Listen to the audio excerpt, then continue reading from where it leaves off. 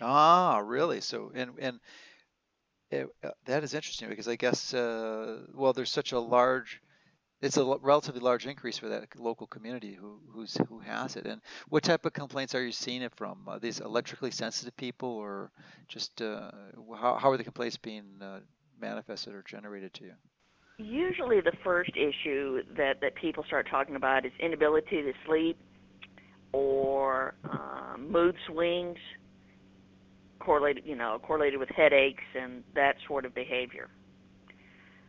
Then then people start going back to when this actually started happening, and that's we're seeing that issue. Well, what could be one of the simple solutions for these smart meters?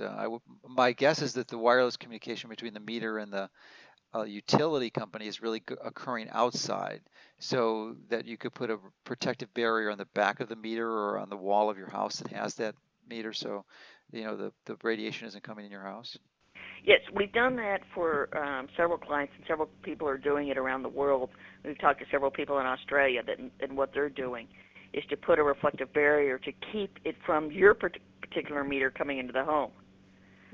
The problem is, of course, you've got to be aware of your neighbors' meters and where they're located. Yeah, and if you live in a densely populated area or multi-unit dwelling, or then it's going to be a particular challenge. You're going to have to Right. identify all those first. But most of these are on the outside of the home, aren't they? At least Most, that's yeah, well, they're all on the outside of the home, so yeah.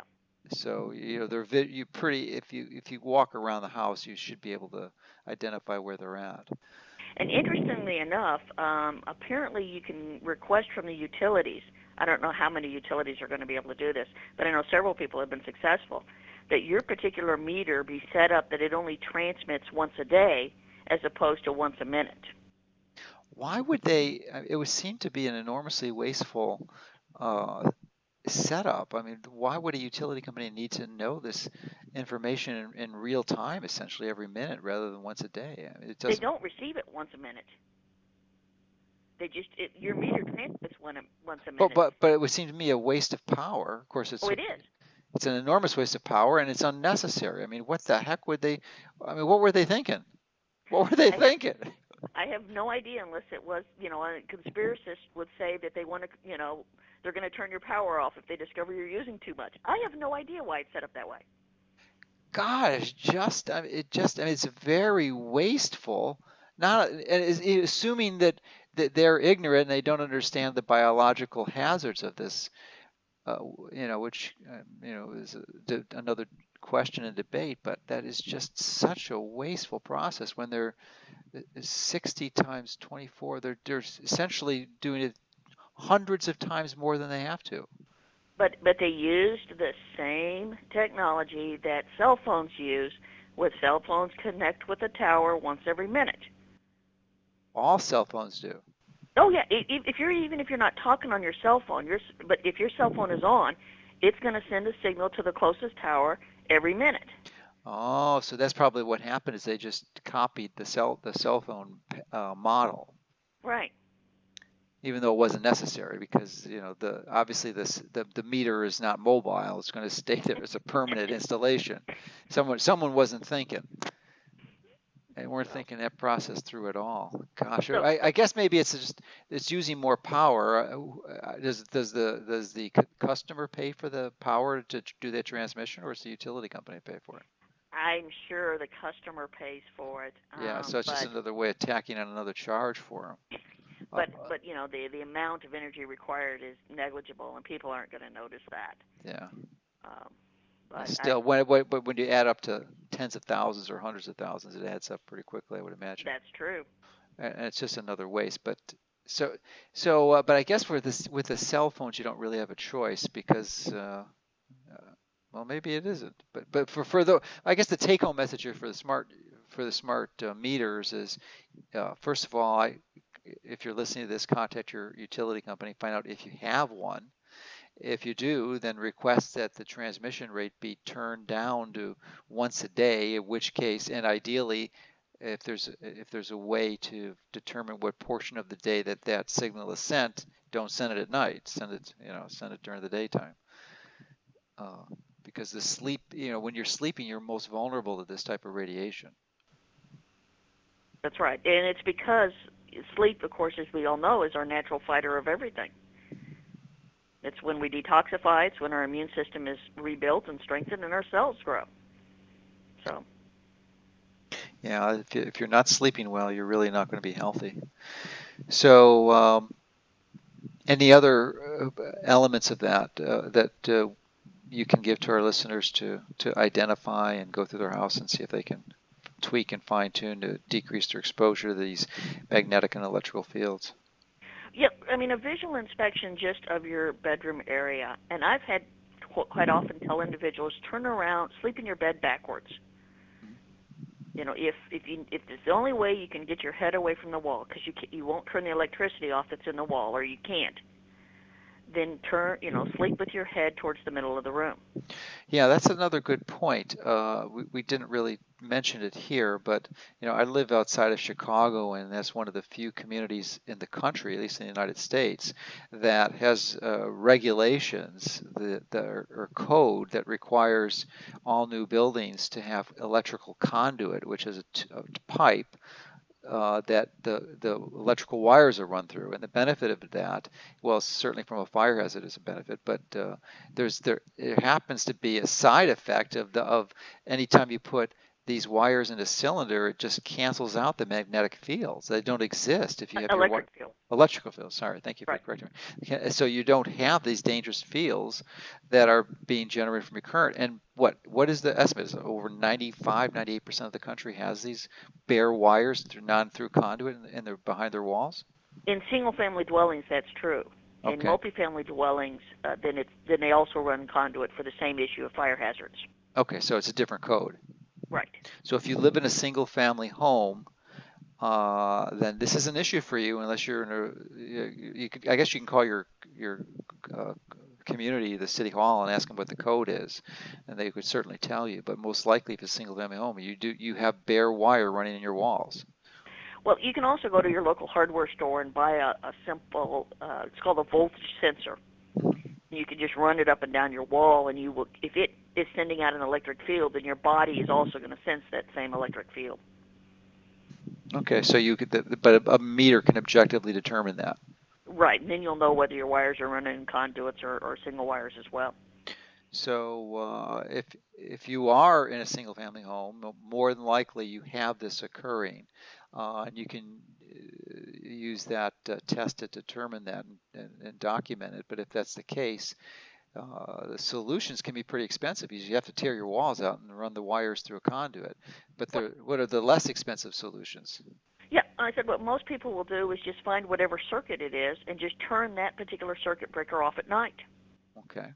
Unfortunately, I guess you have to have a battery run clock if you're relying on a clock to figure out what time it is to get up. That's right. Because or run a cord in from another room, but then you still have this issue with the point source because an electrical cord is the same issue unless you run that cord through a conduit, I guess. Or you run it at least 6 feet away from you. Okay, so 6 feet is going to be safe enough in this case. Right, and you get one of those clocks that displays the time on the ceiling or whatever, or Yeah, the yeah, alarm goes off and you have to get up. yeah. The other thing that you can do with all this is also battery. They have battery powered reading lights for those people who like to read at night. So everything around your bed should be battery powered. Yeah, and with respect to those, you'd think, well, the battery's not going to last very long. Well, the new technology is LED, and the bulbs last forever, and they really don't take much power. So it's relatively efficient from a battery perspective. What some of the doctors will tell their patients is try it for 30 days. And there's no adverse side effects, so I don't have to go into the whole commercial, about what's going to hurt you if you do this. Mm-hmm. Try it for 30 days. It doesn't cost you anything to try it, and then determine whether or not it's something you think you want to continue with.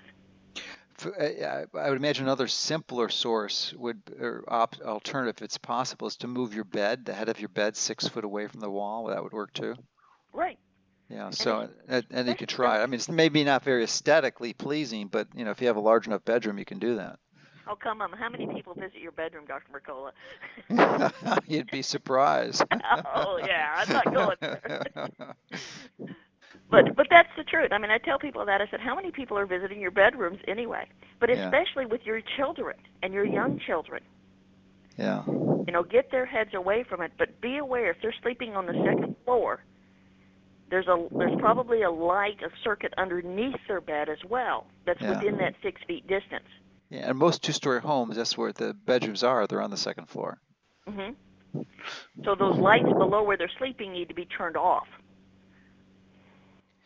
Well, would that still solve the issue if they were turned off? I mean, to me, you still have the bare live wires running through the wall, generating these same electrical But fields. right, but there won't be any voltage after the switch.